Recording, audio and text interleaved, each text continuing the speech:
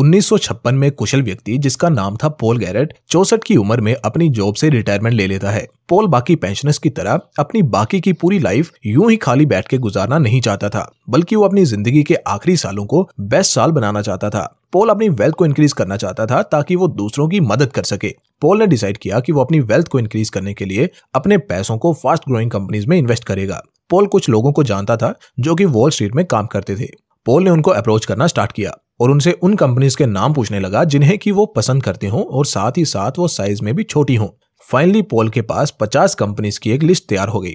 Then ये list ready करने के बाद पॉल ने इन कंपनीज की फाइनेंशियल रिपोर्ट्स को स्टडी करना स्टार्ट किया और इनमें से 3 कंपनीज को उसने शॉर्टलिस्ट कर लिया। फिर इनके सीईओ से पर्सनली जाके मिला ताकि वो कंपनीज की मैनेजमेंट को समझ सके। फाइनली उसने एक कंपनी को चूज किया जो कि थी हेलोइड, जिसे आज आप जेरोक्स के नाम से जानते हो। फिर पॉल ने इसमें पैसे इन्वेस्ट करना स्टार्ट कर दिया। 1955 से लेके 1959 तक पॉल ने इसमें टोटल $1,33,000 इन्वेस्ट कर दिए। पॉल ने उस समय एक शेयर $1 के एवरेज प्राइस पर खरीदा था, जो कि 1971 आते आते $125 के ऊपर पहुंच चुका था, जिस कारण पॉल की $1,33,000 की इनिशियल इन्वेस्टमेंट ग्रो होकर $1,66,25,000 हो चुकी थी। यानी कि पॉल की इन्वेस्टमेंट 125 गुना से ज्यादा की हो चुकी थी सिर्फ 17 सालों में। इन टर्म्स ऑफ CAGR देखा जाए तो 32.85% के रेट ऑफ रिटर्न से उसकी वेल्थ इंक्रीज हुई थी। लेकिन दोस्तों, ये सुनने में जितना इजी लग रहा है, रियलिटी में उतना ही पेचीदा है, क्योंकि सबसे पहले तो पॉल को एक ऐसा स्टॉक ढूंढना था जो कि उसे 100 गुना के रिटर्न्स दे पाता। देन उसे उन लोगों की एडवाइस को इग्नोर करना था जो कि खुद तो इन्वेस्टिंग के बारे में कुछ नहीं जानते, लेकिन हमेशा ज्ञान फैलते रहते हैं कि इस शेयर में तेरे पैसे डूब जाएंगे वगैरह वगैरह। एंड फाइनली उसे स्टॉक्स को होल्ड करना था ऐसे माहौल में जहां उसे हर समय सेल रिकमेंडेशंस मिल रही थी। यानी कि उसके कुछ डॉलर प्राइस बढ़ने पर उसके सो कॉल्ड वेल विशर्स उसे कहते कि प्रॉफिट बुक कर ले, गलती मत कर। लेकिन स्टिल उन सब की सेल रिकमेंडेशन को इग्नोर करके स्टॉक्स को होल्ड करना और मौका मिलने पे उन्हें और ज्यादा क्वांटिटी में बाय करना पॉल के लिए अलग से एक टास्क था। यानी कि ओवरऑल कहने की बात यह है कि स्टॉक मार्केट में पैसा बनाने के लिए आपके पास एक विजन होना चाहिए अच्छे शेयर्स को देखने का, देन उन्हें बाय करने का करेज और होल्ड करने का पेशेंस होना चाहिए, और पेशेंस इन सब में से सबसे रेयर होता है। तो दोस्तों, आज की वीडियो इसी टॉपिक पे है कि हम कैसे अच्छे शेयर्स ढूंढ के अपनी वेल्थ को 100 गुना तक कर सकते हैं। जिसके लिए मैं जिस बुक का सहारा ले रहा हूं वो एक बहुत ही unique as well as interesting book है, जिसका नाम है 100 to 1 in the stock market by Thomas Phillips. Thomas के अकॉर्डिंग 4 कैटेगरीज के स्टॉक्स होते हैं जो 100 to 1 रिटर्न्स देते हैं, जो है नंबर 1, एक ऐसा स्टॉक जो कि बियर मार्केट में बहुत ज्यादा निचले स्तर पर बिक रहा हो। यानी कि एक ऐसा स्टॉक जो किसी इकोनॉमिक रिसेशन या डिप्रेशन के टाइम बहुत ही ज्यादा टूट जाए और आप उसे उसके बॉटम पे खरीद लें, तो ऐसा स्टॉक आपको 100 गुना के रिटर्न्स दे सकता है। नंबर 2, जब किसी कमोडिटी का प्राइस शार्पली इंक्रीज कर जाए due to supply demand issue, तो एक ऐसी कंपनी जो कि कमोडिटी सेल करती है उसका शेयर भी 100 गुना हो सकता है पोटेंशियली।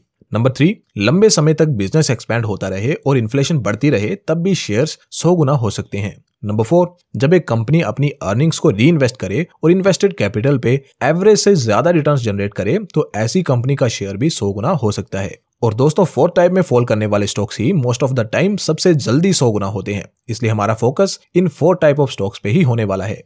जब कोई कंपनी लगातार कई सालों तक एवरेज से ज्यादा रिटर्न्स निकाल के देती रहे इन्वेस्टेड कैपिटल पर, तो सिंपली ऐसे स्टॉक्स काफी रैपिडली 100 फोल्ड हो जाते हैं। और ये चेक करने के लिए आपको बहुत ज्यादा मुशक्कत भी नहीं करनी पड़ती, बिकॉज सिंपली आप किसी भी स्क्रीनर वेबसाइट से ROCE का डेटा चेक कर सकते हो बड़ी आसानी से। लेकिन सिर्फ ROCE चेक करने से ही आपका एनालिसिस खत्म नहीं हो जाता, बिकॉज इस तरह की कंपनीज में भी कुछ खतरे रहते हैं। जैसे कि जो बिजनेसेस बहुत ज्यादा हाई रिटर्न्स जनरेट करते हैं इन्वेस्टेड कैपिटल पे, तो ऐसे बिजनेसेस को काफी हाई कंपटीशन भी फेस करना पड़ता है, और ऐसा कोई बिजनेस नहीं होता जिसे स्पॉइल ना किया जा सके। इसलिए बहुत ज्यादा इंपॉर्टेंट हो जाता है कि एक हाई ROCE वाला बिजनेस प्रोटेक्टेड हो bye a gate.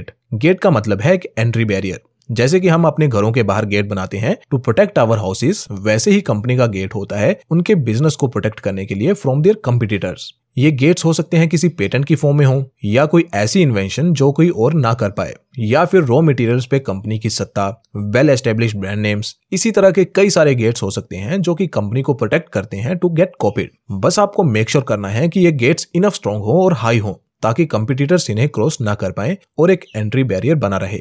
For example, Pidilite industry के केस में ये गेट है ब्रांड नेम और इनोवेशन। जब मैं कहता हूं ग्लू, तो आपके दिमाग में सबसे पहला नाम किसका आता है? मोस्ट प्रोबेबली फेविकोल या फेविक्विक का ही आता होगा। जब मैं कहता हूं सील और वाटर प्रूफिंग, तो दिमाग में एमसील की इमेज बनती है। पीडीलाइट इंडस्ट्रीज की मार्केटिंग इतनी स्मार्ट और इनोवेटिव है कि हमारे दिमाग में इनके प्रोडक्ट्स की एक अलग ही इमेज बनी हुई है। सेकंड गेट है इनका इनोवेशन। तो ये कितने इनोवेटिव हैं आप इनकी एड्स देख के ही अंदाजा लगा सकते हो। होप आप समझ रहे हो कि गेट क्या है और ये कितना इंपॉर्टेंट है। लेकिन ऑथर कहते हैं कि पिछले 40 सालों में हजारों इन्वेस्टर्स ने हाई गेट स्टॉक्स को ओन किया है, लेकिन प्रोबेबली हजारों में से एक ने भी ऐसे विनर स्टॉक को 100 गुना होने तक होल्ड नहीं किया है। सभी चाहते हैं कि काश उन्होंने ऐसा कर लिया होता, लेकिन वेरी फ्यू ऐसा रियलिटी में करते हैं। मे बी बिकॉज कई सारे इन्वेस्टर्स को कंपाउंडिंग की रियल पावर मालूम नहीं होती। तो कंपाउंडिंग को आसानी से और सही से समझने के लिए आप ये चार्ट देखिए। इसमें बताया गया है कि कितने रिटर्न्स लेने पे कितने सालों में स्टॉक 100 गुना होगा। अगर कोई स्टॉक 12.2% का रिटर्न दे तो वो 40 साल में 100 गुना होगा।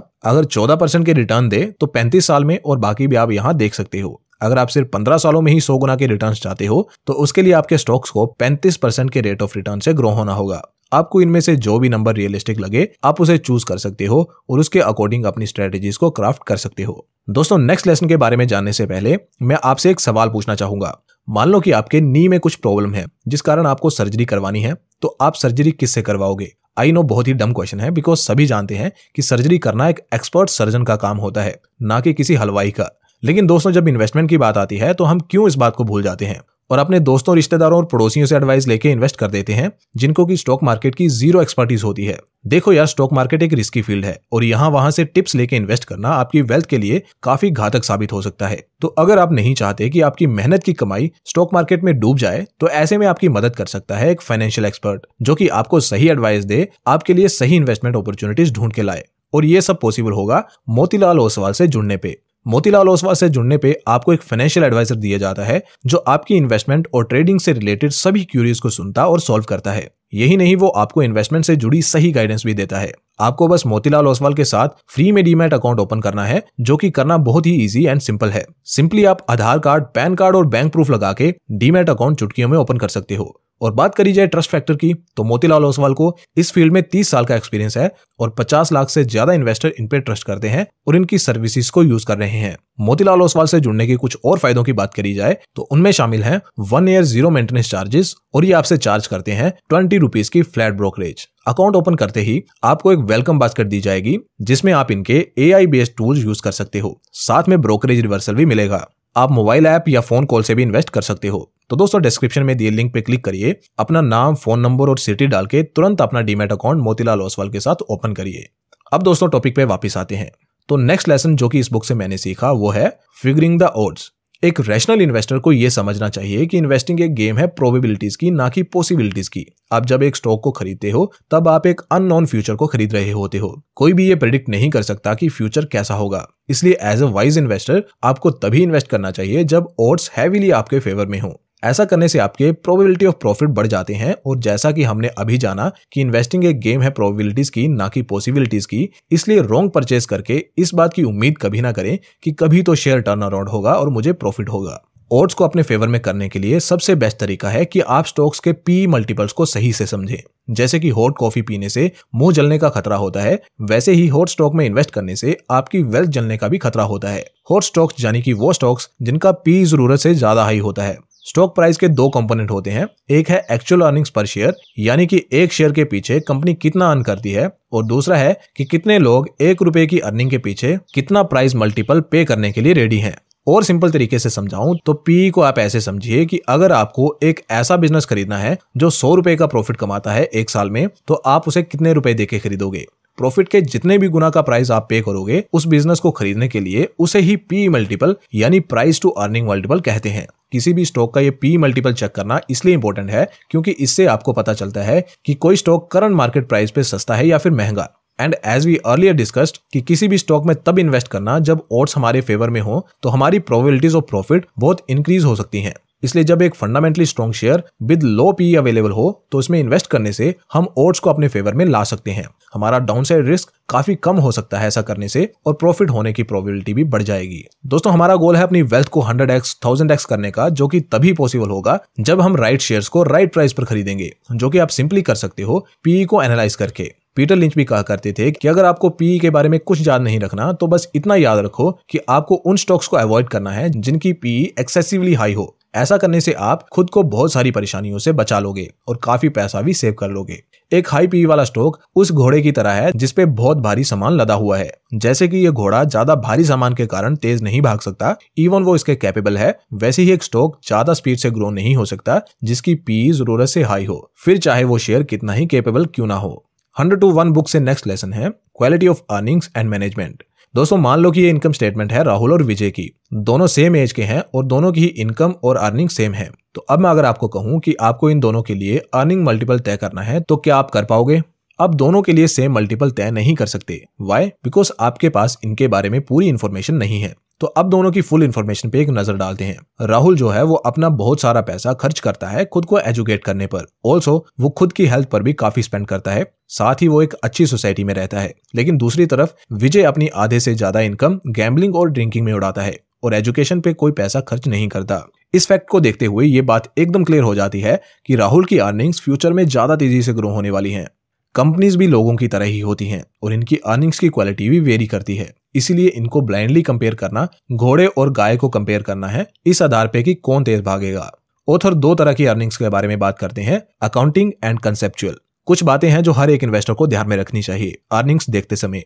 नंबर 1, क्या कंपनी अर्निंग्स को मैनिपुलेट कर रही है R&D यानी रिसर्च एंड डेवलपमेंट पे कम खर्च करके? नंबर 2, क्या कंपनी क्रेडिट पे बहुत ज्यादा सामान बेच रही है? नंबर 3, क्या वो अपने एम्प्लॉइज की सैलरी को कम कर रहे हैं अर्निंग्स इंक्रीज करने के लिए? नंबर 4, क्या वो प्लांट की प्रोडक्शन कैपेसिटी से ज्यादा प्रोड्यूस कर रहे हैं जिससे उनकी कॉस्ट पर यूनिट कम हो रही है? अगर इनमें से किसी भी सवाल का जवाब हाँ में आए तो समझ लो कि कंपनी की अर्निंग्स की क्वालिटी खराब है, क्योंकि ये सब तरीकों से अर्निंग्स को टेम्परेरी बूस्ट तो मिल सकता है, लेकिन ऐसे कारनामों से लॉन्ग टर्म के लिए अर्निंग्स को सस्टेन रखना पॉसिबल नहीं है। रिमेंबर कि हम लॉन्ग टर्म गेम में हैं, ना कि एक शॉर्ट स्पिन पे। सेकेंडली, मैनेजमेंट क्वालिटी भी उतनी ही इंपॉर्टेंट है जितनी की अर्निंग्स क्वालिटी। कभी भी उस इंसान के साथ बिजनेस ना करो जो ट्रस्ट के लायक ना हो। जब एक corrupt person with zero moral values किसी कॉर्पोरेशन के टॉप पे पहुंच जाता है और काफी सालों तक वहां बना रहता है तो वो उस कदर का नुकसान उस ऑर्गेनाइजेशन में कर सकता है जिसकी कोई हद नहीं, और वो अपने ही तरह के लोगों को प्रमोट करेगा जो कि एक ऑर्गेनाइजेशन के लिए कैंसर की तरह बन जाएगा, जिसे कि रिमूव करने के लिए सिर्फ टॉप पर बैठे एक ही इंसान को निकालने से कुछ नहीं होगा।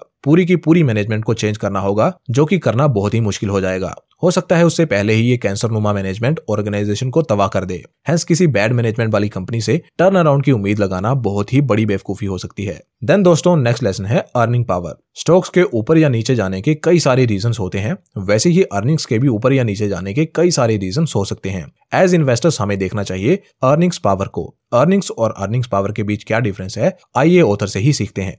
अर्निंग्स सिंपली होती हैं कंपनी का प्रॉफिट, नो मैटर कैसे भी कैलकुलेट किया जाए। जैसे कि हमने पिछले पॉइंट में जाना कि अर्निंग्स को इंक्रीज करने के कई सारे तरीके हो सकते हैं, जैसे कि अकाउंटिंग में फेरबदल, सप्लाई डिमांड में सडन सर्ज एटसेट्रा। लेकिन ये सब किसी कंपनी की अर्निंग्स पावर को नहीं दर्शाते। अर्निंग पावर होती है कंपनी की कंपीटिटिव स्ट्रेंथ। ये रिफ्लेक्ट होती है कंपनी के रिटर्न ऑन कैपिटल में, सेल्स के प्रॉफिट मार्जिन में और सेल्स ग्रोथ में।